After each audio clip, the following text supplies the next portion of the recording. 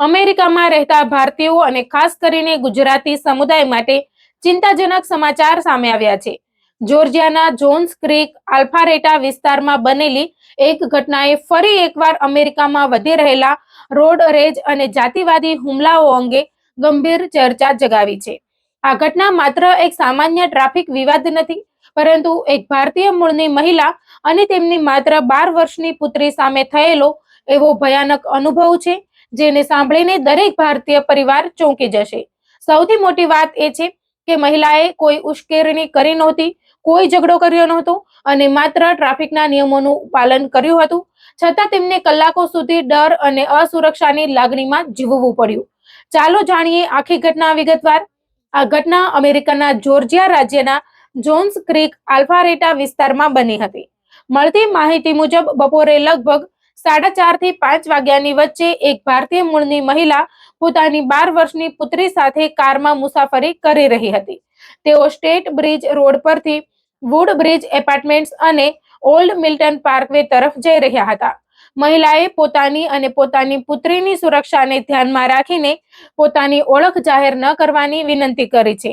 તેઓ છેલ્લા 12 વર્ષથી મેટ્રો એટલાન્ટા વિસ્તારમાં રહે છે અને એક પ્રતિષ્ઠિત લો ફર્મમાં કામ કરે છે. તેમના પરિચિતો તેમને ખૂબ જ જવાબદાર અને નિયમોનું પાલન કરનારા ડ્રાઈવર તરીકે ઓળખે છે. તેઓ તો અન્ય મહિલાઓને પણ આત્મવિશ્વાસ સાથે કાર ચલાવવાની પ્રેરણા આપે છે. તેમના કહેવા પ્રમાણે તેઓ ક્યારેય રસ્તા પર કોઈ સાથે દલીલ કે વિવાદ કરતા નથી અને હંમેશા શાંતિપૂર્ણ રીતે ડ્રાઇવિંગ કરે છે. પરંતુ તે દિવસે જે બન્યું તે તેમના માટે જીવનભરનો ડર બની ગયો. મહિલાના જણાવ્યા મુજબ તેમની આગળ એક સફેદ રંગની નિશાન સેન્ટ્રા કાર ચાલી રહી હતી. જ્યારે તે કારના ડ્રાઈવરે ટર્ન સિગ્નલ આપીને લેન બદલવાની ઈચ્છા દર્શાવી, ત્યારે મહિલાએ ખૂબ જ શિષ્ટાપૂર્વક તેને પોતાની લેનમાં મર્જ થવા માટે જગ્યા આપી. સામાન્ય રીતે આવી સ્થિતિમાં લોકો આભાર વ્યક્ત કરે છે અથવા આગળ વધીને પોતાની મુસાફરી ચાલુ રાખે છે. પરંતુ અહીંથી ઘટનાએ એક ખતરનાક વળાંક લીધો. મહિલાના જણાવ્યા પ્રમાણે તે નિશાન સેન્ટ્રાના ડ્રાઈવરે અચાનક પોતાની કારની બારી નીચે કરી અને હાથથી એવો ઈશારો કર્યો જાણે તેની પાસે બંદૂક હોય. મહિલાને તરત જ લાગ્યું કે સામેનો વ્યક્તિ આક્રમક છે અને પરિસ્થિતિ જોખમી બની શકે છે. તેમણે કોઈ પણ પ્રકારની ઉશ્કેરણી ન થાય તે માટે તરત જ પોતાની કારની લેન બદલી નાખી અને તે વ્યક્તિથી દૂર રહેવાનો પ્રયાસ કર્યો. પરંતુ સામેવાળો વ્યક્તિ ત્યાં અટકવાનો નહોતો. આરોપી ડ્રાઈવરે સતત મહિલાની કારનો પીછો કરવાનું શરૂ કર્યું. તેણે વારંવાર પોતાની કારને મહિલાની કારની સામે લાવવાનો પ્રયાસ કર્યો, લેન માર્કિંગ્સ કાપીને જોખમી રીતે કટ મારવાનો પ્રયત્ન કર્યો અને આખા રસ્તા દરમિયાન મહિલાને હેરાન કરતો રહ્યો. મહિલાએ એક પણ વખત જવાબ આપ્યો નહીં. તેમણે પોતાની પુત્રીને શાંત રહેવા કહ્યું અને શક્ય તેટલી સુરક્ષિત રીતે કાર ચલાવવાનું ચાલુ રાખ્યું. પરંતુ સ્થિતિ વધુ ભયાનક ત્યારે બની જ્યારે બંને વાહનો ઓલ્ડ મિલ્ટન પાર્કવે નજીક એક રેડ લાઇટ પર રોકાયા. ટ્રાફિક સિગ્નલ પર ઊભા રહેતા જ તે વ્યક્તિ પોતાની કારમાંથી બહાર આવ્યો અને સીધો મહિલાની કાર તરફ ચાલીને આવ્યો. આસપાસ અનેક વાહનો ઊભા હતા, છતાં તે વ્યક્તિ બૂમો પાડવા લાગ્યો. મહિલાના જણાવ્યા મુજબ તેણે જોરથી કહ્યું, "go back to India, this is not your place." એટલે કે ઇન્ડિયા પાછા જાઓ, આ તમારી જગ્યા નથી. આટલાથી પણ તે અટક્યો નહીં. તેણે વારંવાર જાતિવાદી ગાળો અને અપમાનજનક શબ્દો બોલવાનું શરૂ કર્યું. કલ્પના કરો કે એક 12 વર્ષની બાળકી પોતાની માતા સાથે કારમાં બેઠી હોય અને તેની સામે કોઈ અજાણ્યો વ્યક્તિ આ રીતે ચીસો પાડતો હોય તો તેના મન પર કેવી અસર પડી હશે. મહિલાએ કોઈ જવાબ આપ્યો નહીં, કારણ કે તેમને ડર હતો કે જો તેઓ કંઈ બોલશે તો સામેનો વ્યક્તિ વધુ હિંસક બની શકે. મહિલાની કાર ટ્રાફિકમાં ચારે બાજુથી ઘેરાઈ ગઈ હતી. તેઓ ત્યાંથી નીકળી પણ શકતા નહોતા. તેથી તેમણે માત્ર ટ્રાફિક સિગ્નલ લીલું થાય તેની રાહ જોઈ. સિગ્નલ ખુલતા જ તેણે પોતાની કાર આગળ ચલાવી. પરંતુ આ ઘટના ત્યાં પૂરી થઈ નહોતી. આરોપી વ્યક્તિ ફરી પોતાની કારમાં બેઠો અને મહિલાની કારનો પીછો કરતો રહ્યો. અલગ અલગ ઇન્ટરસેક્શન સુધી તે તેમની પાછળ રહ્યો. મહિલાને સમજાઈ ગયું કે જો તેઓ સીધા પોતાના ઘરે જશે તો આરોપીને તેમના ઘરનું સરનામું ખબર પડી જશે અને ભવિષ્યમાં તેમના પરિવાર માટે વધુ મોટું જોખમ ઊભું થઈ શકે છે. આ કારણસર મહિલાએ એક મહત્વપૂર્ણ અને સમજદારીભર્યો નિર્ણય લીધો. તેઓ પોતાના ઘરે જવાના બદલે વુડ બ્રિજ એપાર્ટમેન્ટ્સ તરફ વળ્યા અને તરત જ 911 પર ફોન કરીને પોલીસની મદદ માંગી. પરંતુ ચોંકાવનારી વાત એ હતી કે આરોપી વ્યક્તિ એપાર્ટમેન્ટ્સના કમ્પાઉન્ડની અંદર પણ તેમની પાછળ જ રહ્યો. મહિલાને પોતાની કારને યુ-ટર્ન આપવાની પણ તક મળી નહોતી.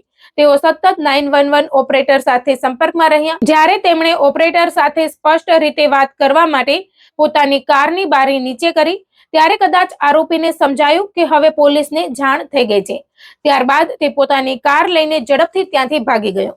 મહિલાએ આરોપી વિશે કેટલીક મહત્વપૂર્ણ વિગતો પણ આપી છે. તેમના જણાવ્યા અનુસાર તે અંદાજે 40 થી 50 વર્ષનો ગોરો પુરુષ હતો. તેનું શરીર પાતળું હતું અને તે ક્લીન શેવન હતો. તે સફેદ રંગની નિશાન સેન્ટ્રા ચલાવી રહ્યો હતો. કારની નંબર પ્લેટ સંપૂર્ણ રીતે વાંચી શકાય નહોતી, પરંતુ મહિલાએ જણાવ્યું કે નંબર પ્લેટનો પહેલો અક્ષર સી હતો. ઘટનાના સમયે મહિલાએ પોતાની સુરક્ષા જાળવી રાખીને કારના કેટલાક ફોટા પણ લીધા હતા, જે તપાસમાં મહત્વપૂર્ણ પુરાવા બની શકે છે. ઘટના બાદ મહિલાએ પોલીસને માહિતી આપી કે ઓલ્ડ મિલ્ટન પાર્કવેના ઇન્ટરસેક્શન પર ટ્રાફિક કેમેરા લાગેલા છે અને તેના ફૂટેજ તપાસવાથી આરોપીની ઓળખ સરળતાથી થઈ શકે છે. તેમણે આશા રાખી હતી કે પોલીસ ઝડપથી ઘટના સ્થળે આવશે, પરંતુ મહિલાના જણાવ્યા પ્રમાણે તેમણે લગભગ 45 મિનિટ સુધી રાહ જોઈ, છતાં કોઈ પોલીસ અધિકારી ત્યાં પહોંચ્યો નહીં. ત્યારબાદ એક અધિકારીએ ફોન પર તેમની સાથે વાત કરી, પરંતુ ત્યાં સુધીમાં આરોપી સ્થળ પરથી જતો રહ્યો હતો. પરિણામે કોઈ ઔપચારિક પોલીસ રિપોર્ટ નોંધાયો નહીં. મહિલાનું કહેવું છે કે પોલીસ તરફથી એવો જવાબ મળ્યો કે તેઓ શક્ય તેટલો પ્રયાસ કરશે, પરંતુ હાલ ખાસ કંઈ કરી શકાય તેમ નથી. હવે મહિલા પોતે આસપાસના ખાનગી વ્યવસાયો, દુકાનો અને બિલ્ડિંગોમાં લાગેલા સીસીટીવી કેમેરાના ફૂટેજ મેળવવાનો પ્રયાસ કરી રહી છે, જેથી આરોપીની ઓળખ કરી શકાય. જોન્સ ક્રીક પોલીસ ડિપાર્ટમેન્ટે પણ આ ઘટના અંગે કોઈ માહિતી ધરાવતા લોકોનો સંપર્ક કરવા અપીલ કરી છે. જો કોઈ વ્યક્તિએ આ ઘટના જોઈ હોય, વાહન ઓળખતું હોય અથવા સંબંધિત વિડીયો કે ફોટોગ્રાફ્સ હોય, તો તે માહિતી તપાસ માટે મહત્વપૂર્ણ બની શકે છે. આ ઘટના અનેક ગંભીર પ્રશ્નો ઊભા કરે છે. શું માત્ર ભારતીય દેખાવું અથવા અલગ દેશમાંથી આવવું કોઈને આવી નફરતનો ભોગ બનવા માટે પૂરતું કારણ બની શકે? શું રોડ રેજ હવે જાતિવાદી હુમલામાં બદલાઈ રહ્યો છે? અને સૌથી મહત્વનો પ્રશ્ન એ છે કે જ્યારે કોઈ પરિવાર 911 પર ફોન કરે, ત્યારે શું તેમને સમયસર પોલીસની મદદ મળવી જોઈએ નહીં? ખાસ કરીને જ્યારે એક નાબાલિગ બાળકી પણ આ સમગ્ર ઘટનાની સાક્ષી હોય. અમેરિકામાં રહેતા ભારતીયો અને ગુજરાતીઓ માટે આ ઘટના એક મહત્વપૂર્ણ સંદેશ પણ આપે છે. જો ક્યારેય આવી પરિસ્થિતિનો સામનો કરવો પડે, તો સામેવાળા વ્યક્તિ સાથે દલીલ કરવી કે ગુસ્સે કરવો જવાબ આપવો યોગ્ય નથી.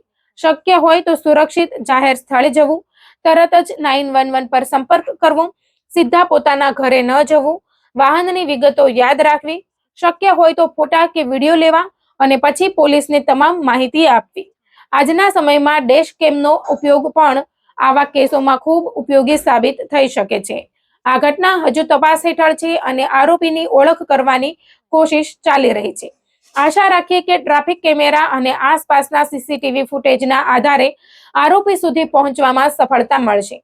અને જો આ આરોપો સાચા સાબિત થાય, તો તેની સામે કડક કાનૂની કાર્યવાહી કરવામાં આવશે. કારણ કે રસ્તા પર કોઈ પણ વ્યક્તિને તેની જાતિ, રંગ અથવા મૂળના આધારે અપમાનિત કરવું માત્ર અસ્વીકાર્ય જ નહીં, પરંતુ સમાજ માટે ગંભીર ચેતવણી પણ છે. આ સમગ્ર ઘટનાએ એક વાત સ્પષ્ટ કરી છે કે સાવચેતી, સમજદારી અને સમયસર યોગ્ય નિર્ણય કોઈ પણ મોટી દુર્ઘટનાને ટાળી શકે છે.